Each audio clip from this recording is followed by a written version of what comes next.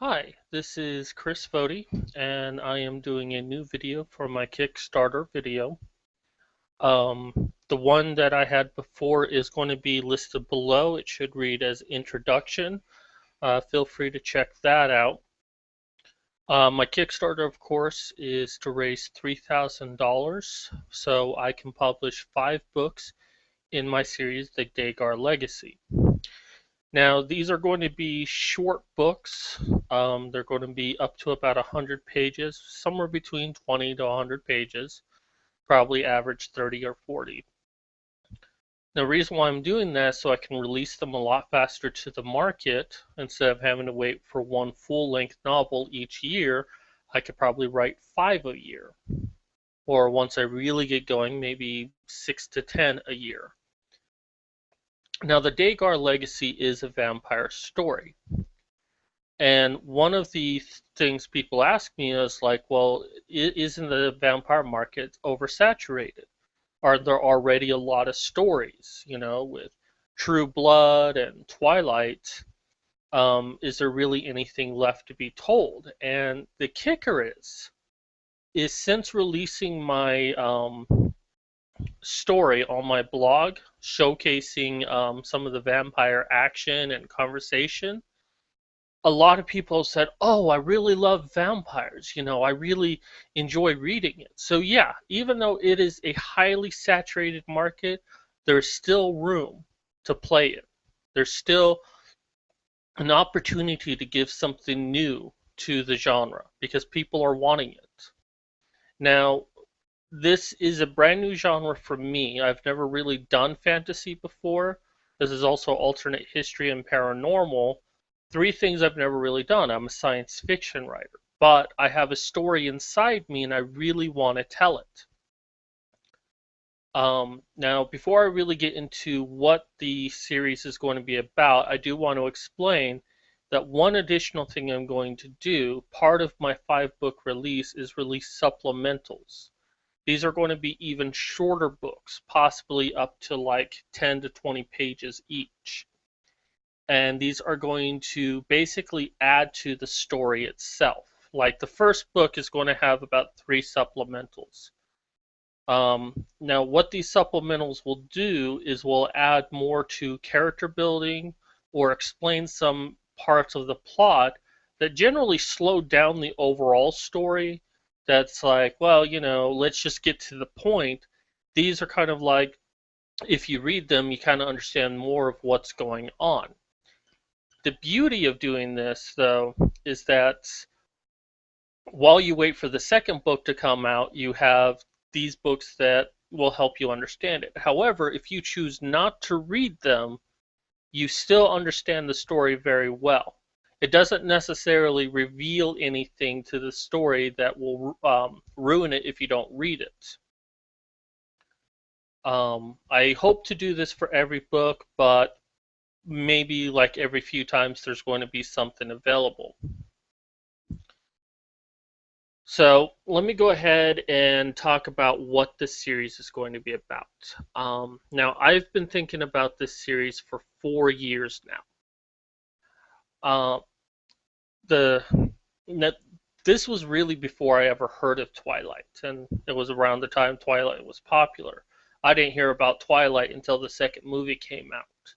But, I was influenced by a lot of vampire films, Blade being one of the biggest ones, but also Vampire the Masquerade. Not a movie, but it was a video game and an RPG. And I really like the idea of vampire houses, vampire clans, all of them being basically the same but yet different. That there was a lot of rift and fighting amongst them. And that the only thing they really had in common was their need to feed off of humans.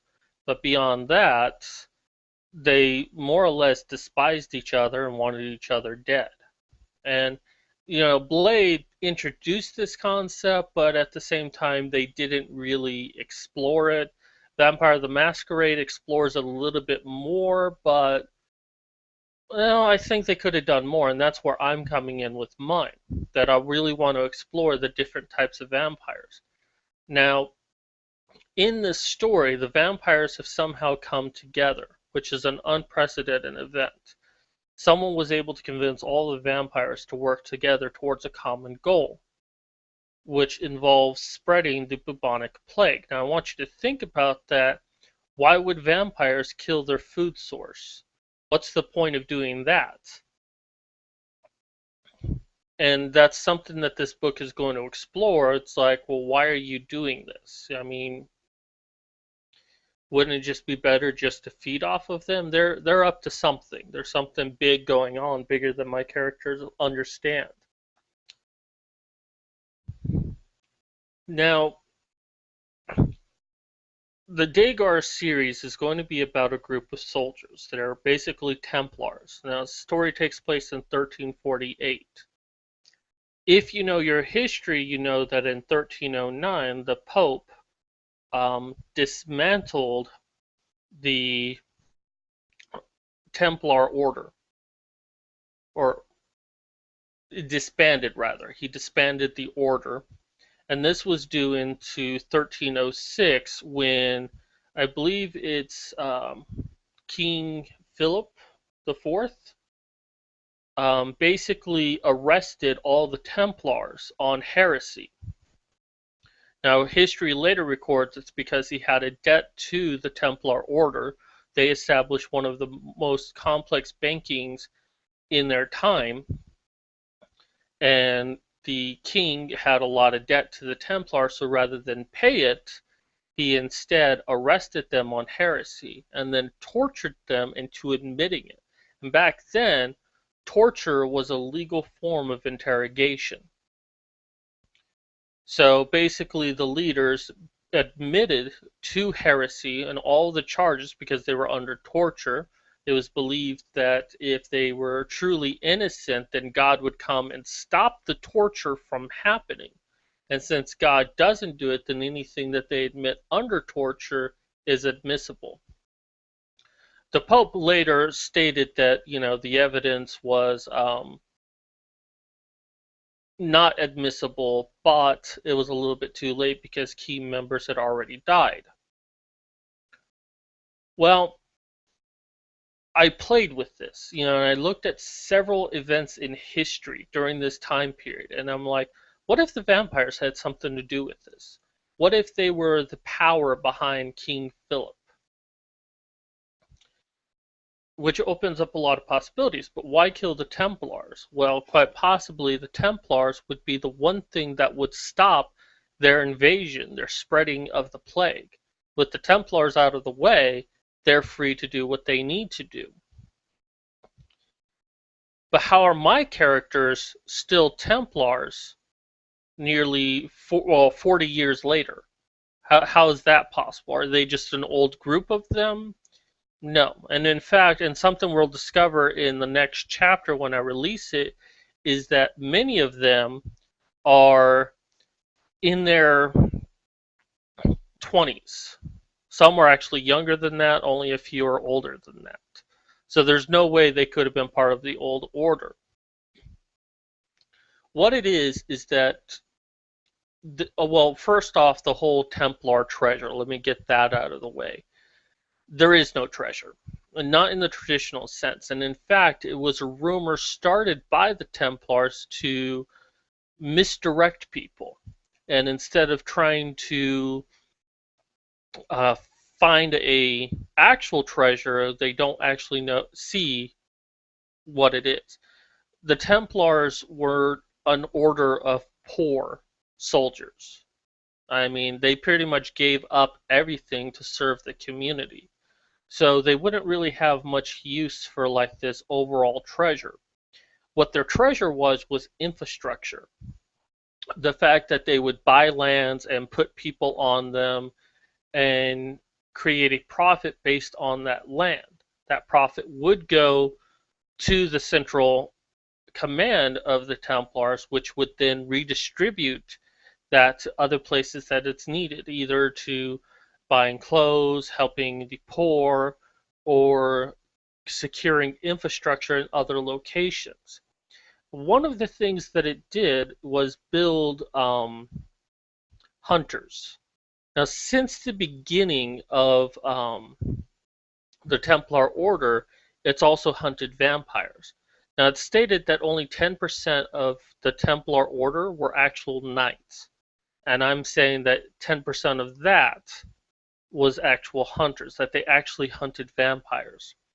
Now, by the 1300s, there really wasn't that many vampires around, so there really wasn't a great need for hunters. But what made hunters unique, because the Templars did not train their people. If you joined the order, you pretty much already knew how to fight, and that's how you became a knight.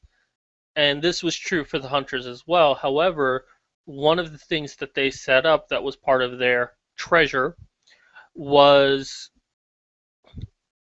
families that would train their children how to hunt vampires. Pretty much from the age of 5 to 16, they would learn how to hunt vampires and then automatically put into the Templar Order as a hunter. Now, there's special rules with the hunters that, because they're always traveling around and they're always fighting, there are certain rules that they can ignore if stated by their master, although they should always try to follow all of the rules if they can. But because of this, they're also prevented from rising above the rank of master at hunter. That if they ever want to become a grandmaster, they have to go into the regular order and move up the ranks that way. That hunter is a special breed, and not all Templars knew about the hunters, meaning not all Templars knew about vampires. So that's where my characters are. They're actually young, grew up into this culture mindset that they're vampire hunters and they represent the Great Order. So that's how I'm basically doing it. It's a little bit more complicated than that. That's just a brief overview.